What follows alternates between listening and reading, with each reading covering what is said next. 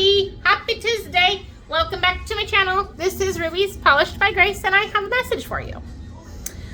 So I shared a message earlier today that was about being self-made, or self-righteous, or made righteous. And this message that I have is, I think, kind of a second leg to that message. It deals with righteousness through purification. I think at the time that we receive Jesus Christ, we go through a purification process.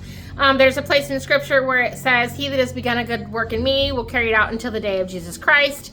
So we don't just get saved and then that's it. We go through a process. And so what I want to talk about is the purification process.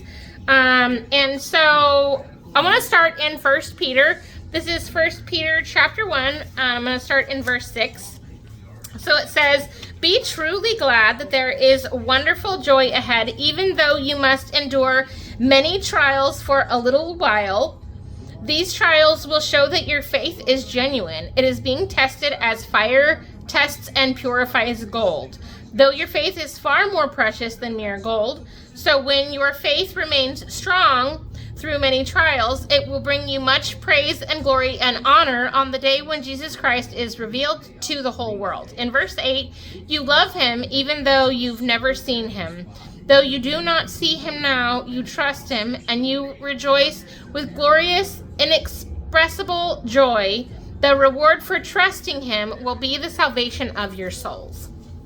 So again, talking about the purification process, it speaks in there about how fire purifies gold. So during the testing, during trials and various tests that we endure in life, it is essentially us going through the purification process. Now, a lot of times in scripture, when gold is referred to, I think it's pointing at Jesus Christ. There's places in Revelation where Jesus is described in gold, I think in armor of gold, or there's places where it describes him shining like gold. Also in Exodus, there's places where the description of the Ark of the Covenant being inlaid in gold or wrapped in gold, it's pointing to Jesus Christ, who had not yet been born. So what it's essentially saying in the purification process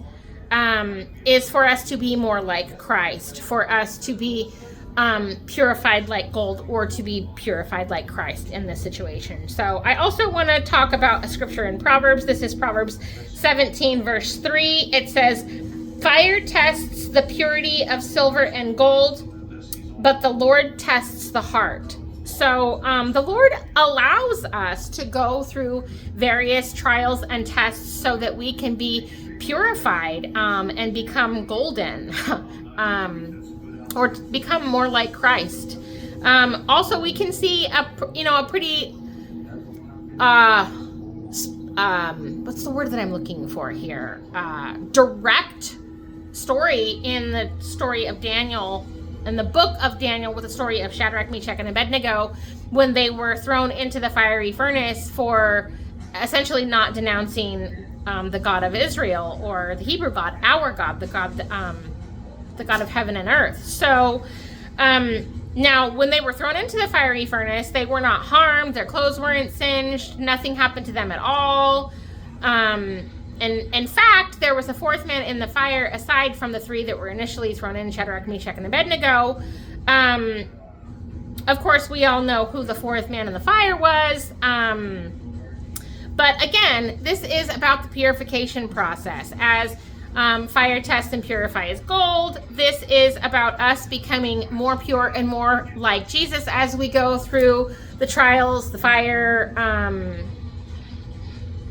We become more and more like him, and we become more pure, and we come out essentially unharmed from situations because we have God's protection while in the fire, while we're going through the purification process. God allows us to also have his protection in that environment also. So That's what I got. I hope that makes sense. If you have not already done it, if you haven't already liked my channel, liked any of my videos, click subscribe, do all of those things, or whatever part of those things that you would like to do. I would really appreciate it.